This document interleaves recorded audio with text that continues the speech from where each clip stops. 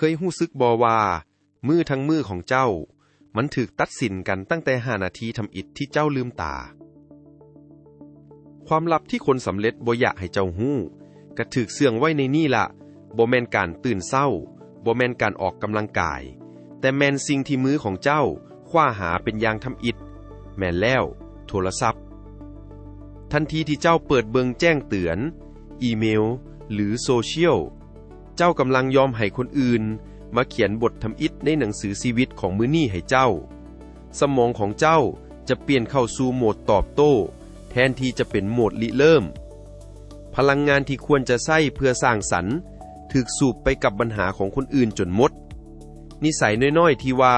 ก็คือการเลือกที่จะบ่เฮ็ดลองบ่จับโทรศัพท์อย่างน้อย1-5 นาทีทำอิฐหลังตื่นนอนใช้เวลานั่นอยู่กับตัวเองดื่มน้ำจักจอกหายใจลึกๆหรือคิดถึงสิ่งสำคัญที่สุดเพียงอย่างเดียวที่ต้องเฮ็ดในมื้อนี้การกระทำน้อยๆนี้มันคือการประกาศว่ามื้อนี้เป็นของเจ้าความลับบ่แม่นการเฮ็ดให้หลายขึ้นแต่แม่นการเป็นเจ้าของตอนเช้าของเจ้าต่างหาก